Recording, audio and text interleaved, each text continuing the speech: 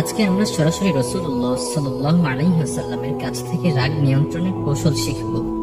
চারটি ভিন্ন ভিন্ন হাদিস থেকে আমরা দেখব এবং জানার চেষ্টা করব যে কেউ যখন এমন কোনো কাজ কিংবা আচরণ করত যার ফলে যে কারণে রেগে যাওয়া স্বাভাবিক, এমন পরিস্থিতিতে রাসূলুল্লাহ সাল্লাল্লাহু আলাইহি ওয়াসাল্লাম কেমন আচরণ করতেন এবং তিনি কিভাবে সেই পরিস্থিতি নিয়ন্ত্রণ করতেন, যেন আমাদের জীবনে রাগের বিভিন্ন পরিস্থিতি আসলে রাসূলুল্লাহ সাল্লাল্লাহু আলাইহি ওয়াসাল্লামের কাছ থেকে শেখা পদ্ধতিগুলোর বাস্তবিক প্রয়োগ ঘটিয়ে আমরাও নিজেদের রাগকে নিয়ন্ত্রণ করতে পারি।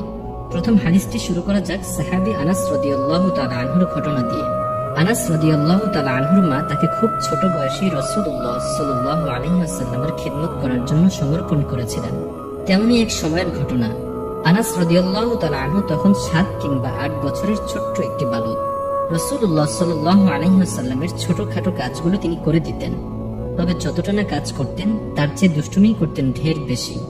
একদিন রাসূলুল্লাহ সাল্লাল্লাহু আলাইহি ওয়াসাল্লাম আনাস রাদিয়াল্লাহু তাআলা আনহুকে একটি কাজে বাইরে পাঠালেন। যাওয়ার পথে আনাস রাদিয়াল্লাহু তাআলা আনহু দেখলেন কিছু ছেলে একসাথে খেলা করছে।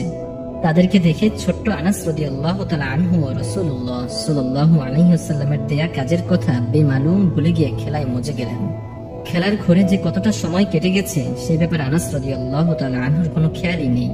তিনি মনের খুশিতে খেলায় মগ্ন। এমন সময় হঠাৎ করে তিনি খেয়াল করলেন বিশাল সাইজের কোনো এক খেলোয়াড় পেছন থেকে তার ঘাড় চেপে ধরেছে। ছোট্ট আনাস রাদিয়াল্লাহু তাআলা আনহু সেই খেলোয়াড়কে দেখার উদ্দেশ্যে মাথা ঘুরালেন, কিন্তু এই যে স্বয়ং রাসূলুল্লাহ সাল্লাল্লাহু আলাইহি ওয়াসাল্লাম এক মুখ হাসি নিয়ে উপস্থিত। রাসূলুল্লাহ সাল্লাল্লাহু আলাইহি ওয়াসাল্লাম অবশ্যই কোনো জরুরি কাজের জন্য আনাস রাদিয়াল্লাহু তাআলা আনহুকে পাঠিয়েছিলেন, কিন্তু অনেক সময় পার হয়ে যাওয়ার পরেও যখন আনাস রাদিয়াল্লাহু তাআলা আনহু ফিরলেন না, তখন রাসূল সাল্লাল্লাহু আলাইহি ওয়াসাল্লামের রেগে যাওয়াটাই স্বাভাবিক ছিল।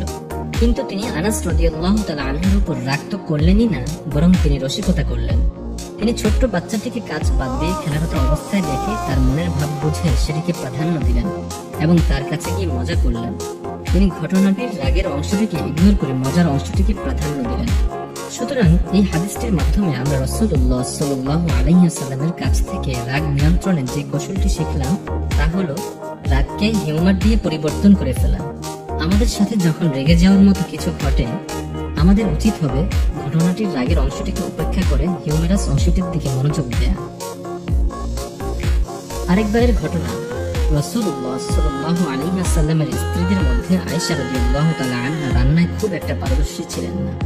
রান্নার জন্য প্রসিদ্ধ ছিলেন সাফিয়া রাদিয়াল্লাহু তাআলা আনহা ও উম্মে সালামা রাদিয়াল্লাহু তাআলা আনহা। একদিন রাসূলুল্লাহ সাল্লাল্লাহু আলাইহি ওয়াসাল্লাম যখন সাহাবীদেরকে নিয়ে আয়েশা রাদিয়াল্লাহু তাআলা আনহার ঘরে বসে আলাপ করছিলেন, তখন উম্মে সালামা রাদিয়াল্লাহু তাআলা আনহা নিজের রান্না করা খাবার দিয়ে আয়েশা রাদিয়াল্লাহু তাআলা আনহার ঘরে একটি বাটি পাঠালেন। এতে আয়েশা রাদিয়াল্লাহু তাআলা আনহা ভীষণ মন খারাপ করলেন। ব্যাপারটি অনেকটা এরকম যে আমার রান্না কি এতই খারাপ যে অন্য ঘর থেকে খাবার আনতে হবে? আয়েশা রাদিয়াল্লাহু তাআলা আনহা রেগে গিয়ে এক আছাড়ে খাবারের প্লেটটাই ভেঙে ফেললেন। একবার ভেবে দেখুন তো, আপনার স্ত্রী যদি অতিথিদের সামনে এমন আচরণ করে বসে, তাহলে আপনি কি করবেন? একটু হলেও হয়তো উফ বলে উঠবেন, অন্তত এটুকু হলেও তো বলেই উঠবেন, এটা তুমি কি করলে? অথচ রাসূলুল্লাহ সাল্লাল্লাহু আলাইহি ওয়াসাল্লাম সেই রকম কিছুই বললেন না, এমনকি কোনো রকম বিরক্তিও প্রকাশ করলেন না। বরং ভেঙে যাওয়া প্লেটের টুকরোগুলো কুড়াতে কুড়াতে তিনি সাহাবীদেরকে উদ্দেশ্য করে বললেন, তোমরা তোমাদের খাবার খেয়ে নাও। অতঃপর আয়েশা রাদিয়াল্লাহু তাআলা আনহাকে প্রোটেক্ট করার সুরে বললেন, তোমাদের মা কিছুটা মনক্ষুণ্ণ হয়েছেন।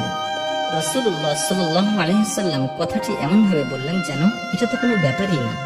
শুধু এতটুকুই না, বরং একই সাথে তিনি আয়েশা রাদিয়াল্লাহু তাআলা আনহার মর্যাদার কথা সাহাবীদেরকে মনে করিয়ে দিতে চাইলেন। তাই তিনি সাহাবীদের সামনে আয়েশা রাদিয়াল্লাহু তাআলা আনহাকে নাম ধরে না ডেকে তোমাদের মা বলে সম্বোধন করেছেন। এই ঘটনা থেকে আমরা রাসূল সাল্লাল্লাহু আলাইহি ওয়াসাল্লামের কাছ থেকে শিখতে পারলাম, কেউ রেগে গিয়ে অপ্রত্যাশিত আচরণ করে বসলে আমরা তার প্রতি পাল্টা রাগ করব না, বরং অন্যদের সামনে আমরা তাকে প্রোটেক্ট করব। পরবর্তীতে তার রাগ কমে গেলে তাকে একান্তে আপন করে নিয়ে ঘটে যাওয়া বিষয়ের পর্যালোচনা তুলে ধরে শুধরিয়ে নিব।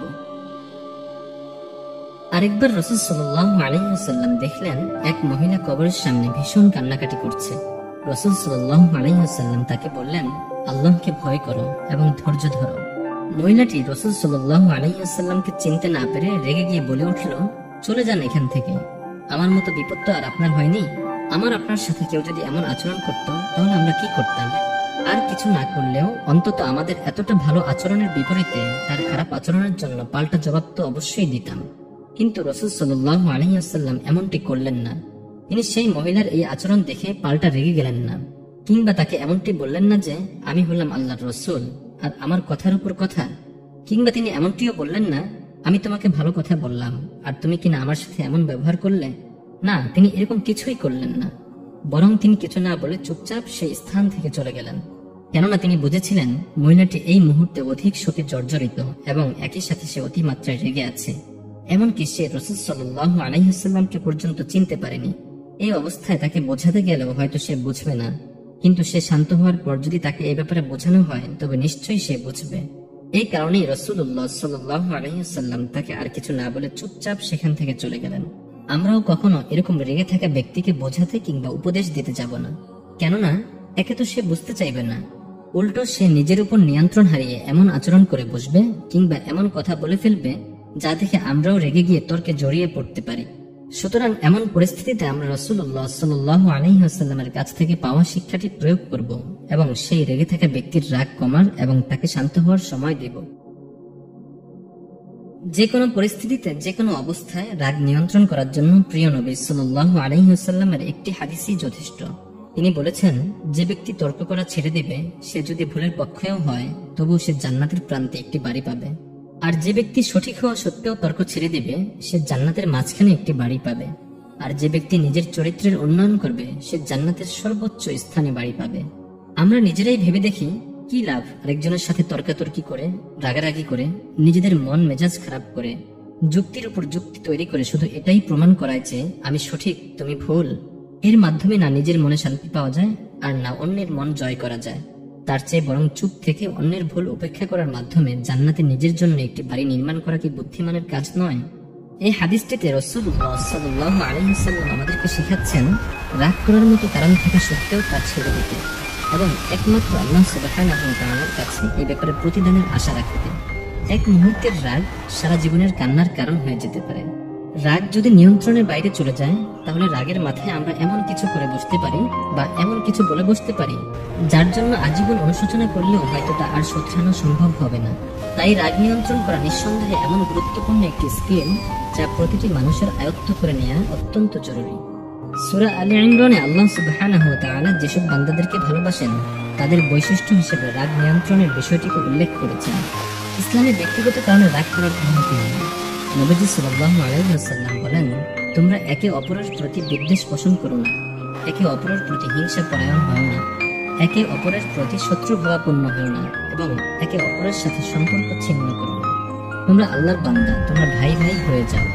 কোনো মুসলিমের জন্য এটি বৈধ নয় যে সে তার অপর মুসলিম ভাইয়ের সাথে 3 দিনের বেশি কথা বলা বন্ধ রাখবে। এই বিধানটি ব্যক্তিগত কারণে রাগ করার ব্যাপারে, কিন্তু যেসব কারণে আল্লাহ সুবহানাহু ওয়া তাআলা ও তার রাসূল সাল্লাল্লাহু আলাইহি ওয়াসাল্লাম রাগ করেছেন সেসব ব্যাপারে অবশ্যই রাগ করতে হবে এবং শরীয়তের পন্থা মেনে যথাযথ পদক্ষেপ নিতে হবে। অর্থাৎ কেউ যদি আল্লাহ সুবহানাহু ওয়া তাআলা ও তার রাসূল সাল্লাল্লাহু আলাইহি ওয়াসাল্লামের অবাধ্য হয়, তাদের অমান্য করে ও শিরকে লিপ্ত হয়, সালাত ত্যাগ করে কিংবা শরীয়তের অন্যান্য বিধান লঙ্ঘন করে, তবে তার ব্যাপারে রাগ করা পুরোপুরি বৈধ, কিন্তু এর আগের বহিঃপ্রকাশও হতে হবে নিয়ন্ত্রিত ও শরীয়ত সম্মত। আমরা রাসূলুল্লাহ সাল্লাল্লাহু আলাইহি ওয়াসাল্লামের